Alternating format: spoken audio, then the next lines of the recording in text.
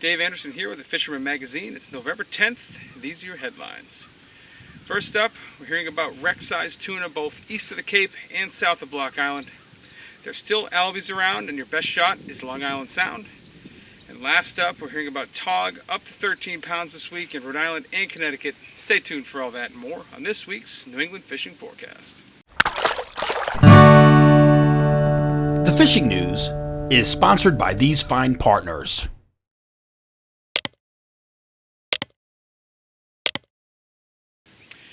And as always, going to start off with a few news items before we get to the reports. The first one is that the ASMFC had their stock assessment just a couple days ago, and there's a lot of ins and outs and details that I'm not going to go through in this video, but we'll have a complete rundown of that in the December edition that comes out at the end of this month. But the basics of what you need to know are that the ASMFC declared that we are no longer overfishing for striped bass, or overfishing is no longer occurring, but the stock is still overfished. So I take that as a sign of progress. It means the slot limit has been working, and they're not going to make any changes to the regs right now. The next assessment, I believe, is in 2024, so we're going to have a whole year off from that next year. But you know, like I said, I think that's a good sign. I've kind of seen the evidence of the slot limit doing its thing and kind of making things better over the last few years, and it's nice to see that reflected in the stock assessment. Another thing, you may have heard that Massachusetts has been toying with the idea of following suit with Rhode Island regarding the tog limit. They are thinking about implementing what I like to refer to as the trophy slot, which means, you know, the minimum size for it to tog is still 16 inches, but when an angler elects to keep one that's larger than 21 inches, the slot limit goes into effect, and that means that all of the other tog in his limit have to be below 21 inches, so between 16 and 21 inches. At the meeting, there was some opposition to it in the beginning, but by the end, it kind of seemed like the majority was leaning toward supporting that new measure. We won't know for quite a while whether or not the state will implement it. In fact, the DMF, or the Department of Marine Fisheries, won't even make their recommendation on the limit until the end of this month, and we probably won't hear a final ruling on that until sometime in February or even March. Last up, of course, is the giveaway, which is ongoing. It's going to wrap up on December 22nd. Saw an uptick in entries this week, which was great to see. Basics of it are, it has to be a picture of you with a fish. Doesn't matter if it's freshwater, saltwater, or where you caught it. It just has to be a recent catch. And you send them to me at either danderson@thefisherman.com or text them to the number on the screen. And I have a Goo Man bunker colored pikey to give away to the first prize winner, and I also have a second prize plug, and that's going to be a Yozuri hydro twitch bait in the mackerel color. Two great plugs, and again, you still got 6 weeks until we pick a winner, so you got plenty of time. But get out there, catch those fish, freshwater or saltwater, and send those pics in to me. Now we're going to move over into the reports, and we're going to start things off way up on the North Shore of Massachusetts. We're still hearing about slotfish coming from that area, believe it or not. Actually, I saw a picture over the weekend from our field correspondent, James Jukes, of looked like about a slot-sized fish that was taken up on Plum Island. So to get a little deeper rundown on what's going on up there, let's toss it over to the man himself. Good morning, Dave. I'm out here on the Merrimack this morning. See if I could find a pike or a bass before work. News is up on Plum Island that the fishing is still good. Myself, I was out last night and had a phenomenal night. Nothing of real size. Slotfish, bunch of shorts. The guys north of me, I got reports over the weekend, they were still banging fish in New Hampshire. And haven't heard anything from Gloucester area. I think those guys have given up. I'm going to keep going as much as I can. Keep listening to some of my buddies that are north of us, see what happens. Things are definitely winding down. The freshwater fishing is actually picked up. We were out at the Chew on Sunday, had a couple of nice lakers and a smallmouth. My buddy Clay is just a phenomenal fisherman out there. Also, guys have been really slamming some giant carp, and doing well with some other species on the Merrimack here. That's why I'm here this morning. All right, Dave, that's about it from here. All right, talk to you later. Something else that's been really interesting that's going on is, I think just because of all this nice weather we've had, the seas have calmed down a little bit, and a lot of guys headed offshore from Boston and the Cape, and what they refer to as the run and gun tuna season is in full swing. That's what we heard from Black Rose Charters, and you know, a lot of fish in that 45 to 60 inch class, so you know, good stand-up fish, and it seems to be pretty good numbers of them out there, so that's something that guys have been latching onto with the nicer weather. Also, the bottom fishing off of Boston has been very good for haddock and pollock. That's some deep water bottom fishing, but the bite has been very good there. And the striper action is still holding on from Plymouth on down to the canal, and I would even add all the way out to Barnstable Harbor. The geography of, you know, the Cape and that part of Massachusetts just kind of funnels everything toward the canal. And you know, it's a great place to find late migration fish because they all get funneled into that area. The bulk of these fish are going to be small, 20 inches up to 30 inches, but there's enough slot fish in the mix to keep it interesting, and there's always that shot at getting a jumbo. Someone gets one every year, so that's probably the last place you can go on the Cape right now, or in the Cape region, and feel like you got a legit shot at getting the last big fish of the season. Heading out onto the Cape itself, the only other place that has any juice right now is Race Point. Haven't heard about a lot of fish out there, but that's another one of those places where if those fish don't elect to go through the canal, they got to go around Race Point, and so that's a good spot for you know, trying to find that last late running striper of the season as well. Water temps are still pretty good south of the Cape, so it's not like the season is ending. It's just coming to a close north of the Cape, and we'll see how long it holds on. As we come around the outer beaches, not much going on there. You get through Monomoy, not really much going on in that area, but from McCoy up to Nobska, you know, up to Falmouth in that area, still a lot of schoolies running along there, some pretty good sized schools of them, and then a few pods of larger fish, you know, mostly in the slot, kind of popping in and out of all those inlets. When you get past Nobska out to the Elizabeths, there's some slot stripers in that area as well. Move out a little deeper into, you know, 50, 60 feet of water, that's dream structure territory for tog, and there's a lot of tog in the area. And believe it or not, there are still a few schools of albies up around the Elizabeths and south of the Vineyard, so I still got a shot to knock off that November albie, but you're going to have to make it happen because I don't think it's going to last much longer. Same could be said for Buzzards Bay on the togs end of thing. These fish are out in 60 plus feet of water for the most part. If you fish shallower, you're going to be weeding through a lot of shorts. But there are some really nice fish being taken. Double-digit fish are definitely on the table and will remain that way right through the end of the month. You definitely can do a turkey and tog this year for sure. Up inside the canal, still good fishing going on in there. There are slot fish, schoolies, and even a few jumbos. Now on the freshwater side of things, the Cape ponds are fully stocked now. The fall stocking is over. Everyone that's been fishing out that way has been reporting great catches from the ponds.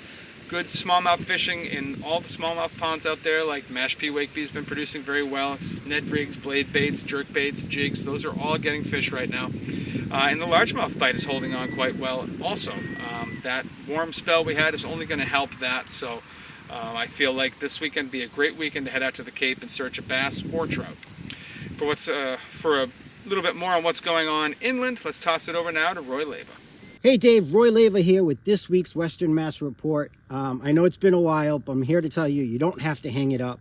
Fishing is still good out here in Western Mass. And one of my favorite ways to catch them is obviously the jerk bait.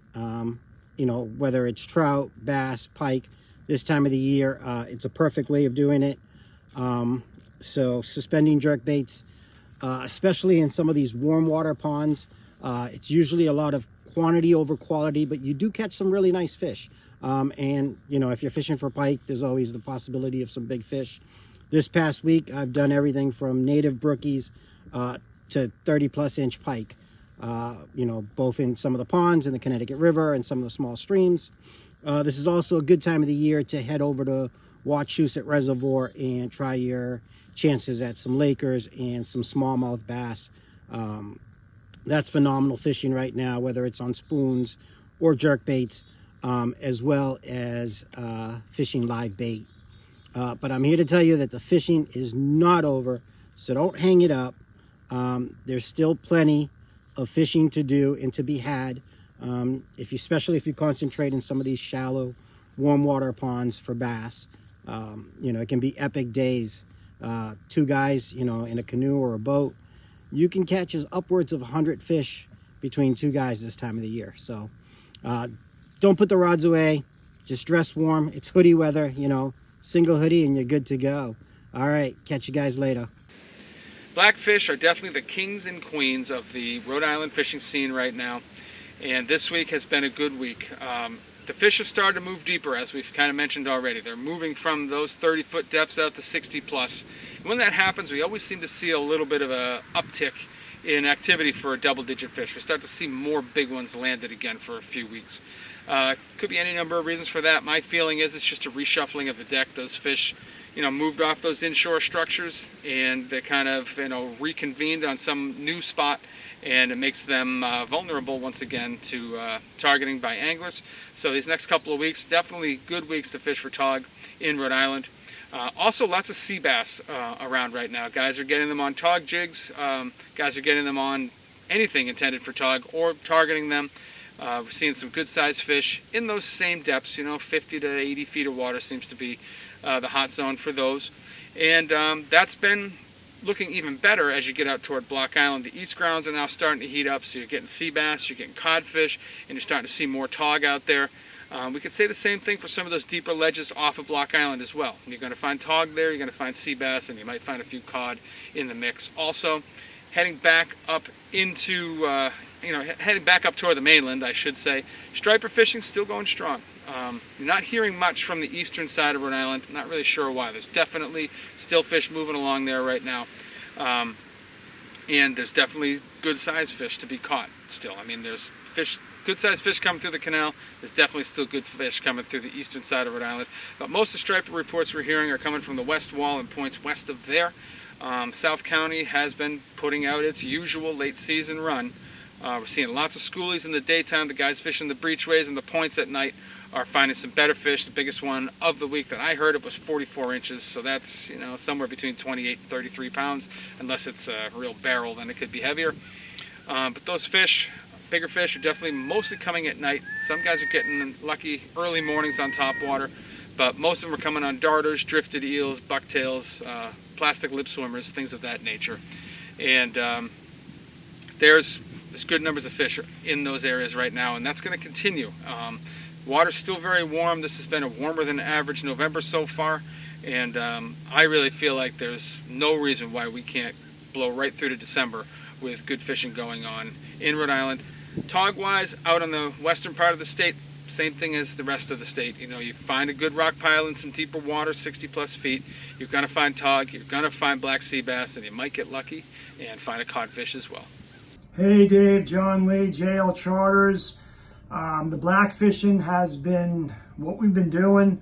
One thing that I have noticed is we're getting codfish every trip, not a lot, but historically around Election Day in Rhode Island, you're going to start seeing codfish south of Newport, off Clayhead, south of Point Judith in 55, 60 feet. So just keep fishing those hard baits, the crabs, and you'll get a mixed bag fish. It's a lot of fun. You get sea bass, codfish, and blackfish. And hopefully the weather holds and we get a few more trips in. Have a good one. Over in Connecticut, there's lots of fishing going on. One of the big things that I noticed this week, talking to charter caps and recreational fishermen, is that they all seem to notice an uptick in the blackfish activity. We've seen more bigger fish this week, more in those 7 to 9 pound fish, a few double digits, including a 13 pounder taken on the Blackhawk this week.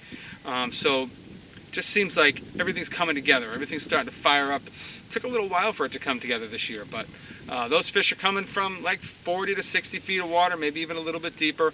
Good numbers of sea bass in the area, and even some scup.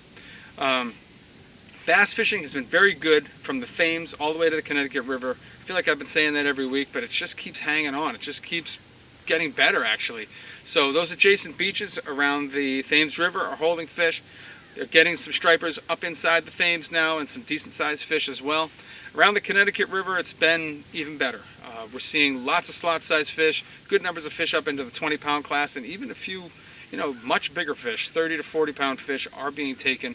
For a deeper rundown of what's going on in that area, let's toss it over now to Captain Mike Roy from Real Cash Charters.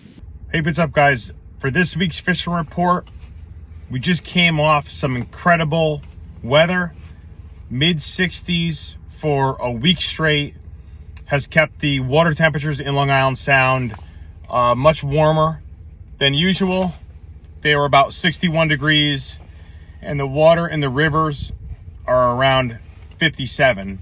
So with today having this big cold front, and the next couple days it's going to be cold, I expect those temperatures to start to drop. Obviously, I'm not sure what it's going to do to the fishing.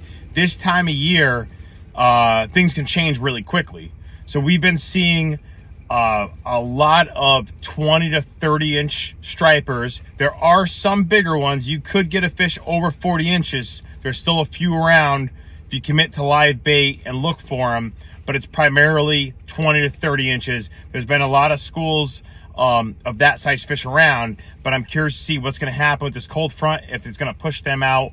Still blues around too, but this cold front is probably going to change that up. And still some albies around. Nothing I've seen that's really worth targeting, but we have seen them.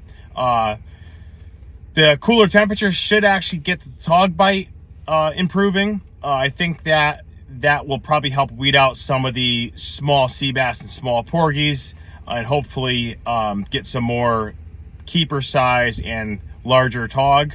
So we're going to see what happens over the next few days with these colder temperatures. Good luck.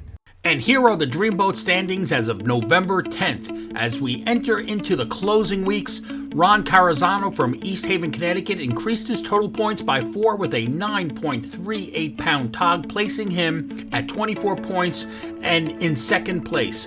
Though Sam Dibner currently holds first place, but the prior grand prize winners are not eligible to win the first place prize boat a second time. In that case, Ron would actually be the grand prize winner and Sam would win the second place prize.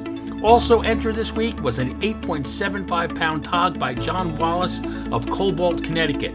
The race to the end continues with the following top 4 contestants. The standings are now Sam Dibner, Ron Carazano, Garrett Weir, and Dean Paella. And once again, there were no new entries in the Coastal Kayak Clash this week. Justin Oster is in first, Bob Wagner in second, and Tom Howd in third. There's still time to fish, so get out there and give it a shot. Now, if you want to target albies, one of the areas that seems to be holding the best promise is the area west of the Connecticut River. Kind of from Connecticut River out to New Haven, maybe a little bit, maybe Westbrook, maybe a little further. But in that basic area, seems to be hanging on. That's also where some of those triggerfish came from, so that water's definitely warmer. Some sea bass and blackfish action happening, especially off the ends of the reefs. The south end of those reefs where it really drops off. The guys are getting they're doing well on both bottom species, and they're finding some porgies in that area as well. The other place where albies are definitely a possibility is the North Shore of Long Island, so you can buzz across on a flat day like today and have a pretty good shot at finding some albies. Anywhere where that tide's kind of ripping around a point is always a good place to check for those. Heading further west from there, the Housatonic is starting to see an influx of stripers now. We're starting to see some bigger fish. The surf guys are getting them at night, throwing darters, throwing big soft plastics. Just starting to see that movement of fish that goes into the Housatonic every year. Also, a lot of big bluefish from Milford all the way out to Norwalk. Max wasn't available for a video this week, but what I've heard, again, there's a lot of big bluefish in that area, up to 15 pounds, maybe even a little bit bigger. They're on schools of peanut bunker, and some of these peanuts are big. They're 4 or 5 inch peanuts, so it's got these fish fired up. You're going to find slot bass mixing in with those or kind of marauding their own schools. Also, the diamond jig bite is starting to fire up. So 28C and 11B, both of those spots are now starting to see that diamond jig bite that we always see toward the end of the season, and the fish are getting bigger by the day there. Tog fishing has been good, but most of the guys that are fishing the typical spots in shallower water are wading through tons of shorts, The guys that are having the most success are targeting specific structures, like a wreck out in deeper water or a rock pile out in deeper water. There's a lot of muddy bottom out in the Western Sound, so you gotta gravitate toward those prominent pieces of structure, and if you do and you find the right depth, you're gonna find some good fish. That's the story for the Sound, and now we're going to toss it over to Captain Noah Johnson and Rowan Lytle for a little rundown on some of the lesser utilized species that we have here in Connecticut. Hey everybody, we're well within the throes of tog season here in southern New England, obviously. Now, though most people are going to fish to them with live crabs, there's plenty of ways to catch tog on artificial lures. Now, I usually choose to use a fly rod. My go-to are crab flies in the size range of about 1 inch long. Now those are small enough that a lot of the large tog can pretty much grab them in one bite. And that seems to be the key, because the way they feed on bigger stuff is by nipping pieces off of it. And they're just not going to get the hook that way. Now you could also use flies like clows and minnows and color patterns like yellow and brown, red and white, yellow and orange, things like that. That tends to draw their attention better than more traditional colors like chartreuse and white. Now there's plenty of other ways to get tog on artificials as well. There is a few ways that I've seen done that work pretty well. I've seen Eric Harrison use a lure known as the Cranker Crab. It's an Australian product. It's basically a hard plug, treble hooks in the claws. I've seen this have a much better hookup ratio than most other things. Also, what I've seen done that works quite well at times is a traditional tog jig with a gulp crab mounted on the back of it. And I've also seen both bass creature baits and flies fished on rigs take tog. So there is some options. Yep. So if you're tired of getting your bait stolen by tog, you can try using something that isn't bait at all. All right, everybody, good luck out there. And that's what I have for you guys in the reports this week. Hopefully you're going to find them useful. As I always say, I just want to remind you, go over to the website, check it out. It's thefisherman.com. Check it out. You're going to see, if you're not a subscriber, you're going to see enough free stuff to get a good taste of what we offer. We cover everywhere from Delaware up to Maine. We cover saltwater, freshwater, offshore, fly, surf, all that stuff. Kayak, paddleboard, you name it. It's all covered. So check that out. We got video content. We've got magazines that come out every week during the season. Most of them digital, but you get 12 print editions sent to your house per year. One per month, and that's the best $30 that you can spend in fishing. So check us out. I appreciate you guys for watching, and I'll see you next week.